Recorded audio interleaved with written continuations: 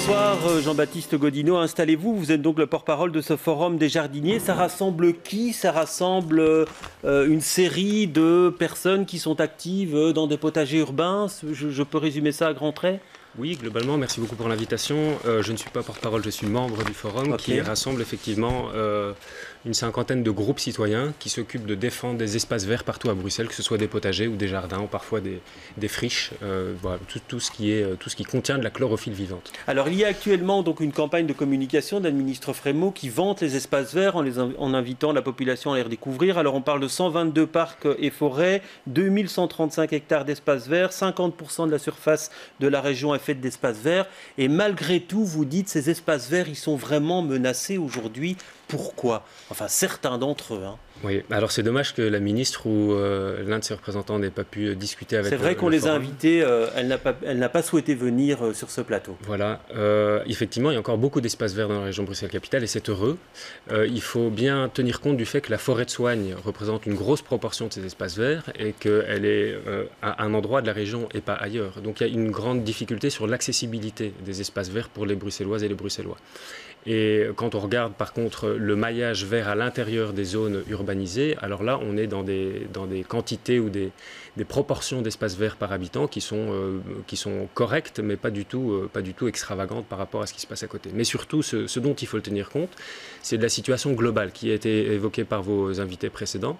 On est dans le contexte d'une crise écologique grave, tout à fait sérieuse, qui a un caractère urgent et vital. Oui, mais pourquoi ces espaces verts sont-ils menacés? Alors quand j'ai préparé cette émission, on m'a dit que c'est une réaction un peu d'urticaire par rapport à l'urbanisation du site qui va accueillir la prison de Harren et qui va effectivement entraîner la disparition d'une série d'espaces verts. Alors précisément parce qu'il y a une crise écologique extrêmement grave et que donc préserver les sols, les espaces verts et les services écosystémiques, comme on les appelle, est essentiel pour faire face à cette crise climatique. Et vous avez l'impression que ce n'est pas le cas aujourd'hui en région bruxelloise? Malheureusement non, et le forum a été créé pour cette raison-là, c'est que tous les collectifs citoyens qui s'occupent de défendre des espaces verts constatent, observent que ces espaces verts sont menacés par l'artificialisation, l'urbanisation. Alors la méga prison de Harren est l'un des terrains qui est menacé directement par la région Bruxelles-Capitale qui a délivré le permis d'urbanisme et le permis d'environnement pour saccager et détruire de manière irréversible 20 hectares de biodiversité exceptionnelle.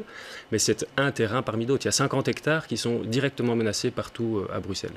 Et derrière, au-delà de ces 50 hectares, l'ensemble des espaces verts en dehors du palais, du domaine royal et de la forêt de Soignes sont menacés également. Et encore, la forêt de Soignes est grignotée sur les bords par différents projets et des tentatives de projets qui reviennent régulièrement. Mais alors on l'a dit, donc la ministre Frémaux n'a pas souhaité venir ce soir pour débattre avec vous sur ce plateau. Par contre, on a eu l'occasion de l'interroger aujourd'hui. Alors, une chose est sûre, c'est qu'elle ne viendra pas à votre contre-festival qui a lieu au Parc Léopold dimanche. Vous allez l'entendre. Malgré tout, elle a certaines choses à vous dire et elle défend son programme. On a beaucoup avancé à Bruxelles, on a créé toute une série de nouvelles initiatives, d'espaces verts, du travail sur les plaines de jeu. Donc je serai bien évidemment présente dimanche au cinquantenaire avec tous ceux qui ont un esprit positif et qui ont envie d'avancer pour Bruxelles. Et par rapport à cet appel au boycott, vous trouvez que cette réaction elle n'est pas appropriée? Qu'est-ce que vous en pensez? Écoutez, moi, elle me laisse relativement indifférente, je dois vous l'avouer. Je ne connais pas les motivations des uns et des autres. Je peux comprendre qu'il y ait parfois des craintes sur certaines choses. Je ne trouve pas ça très positif. Je pense qu'on fait bien mieux de travailler ensemble et qu'on se tourne vers l'avenir.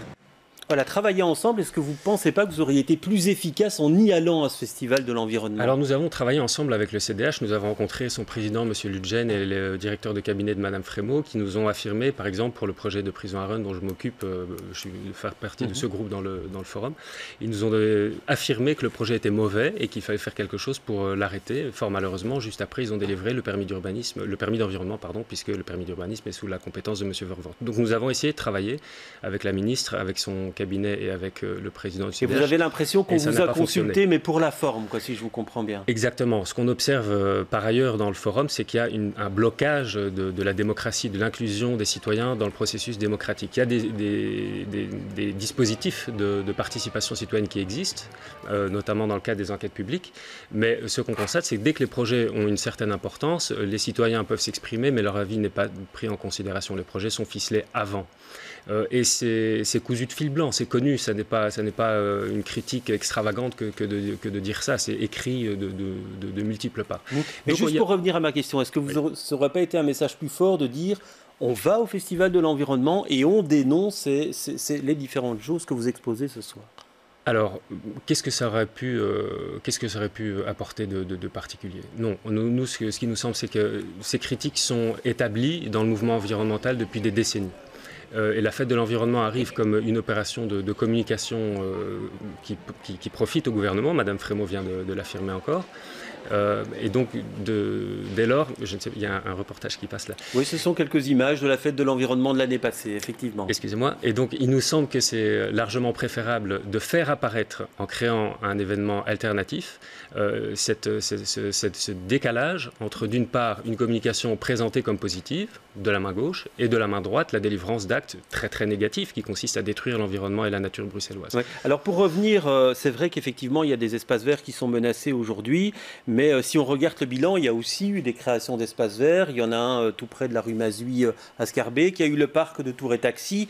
On parle d'un nouveau parc au bassin Béco également. Alors est-ce que ça, pour vous, est-ce que c'est une compensation qui est insuffisante ?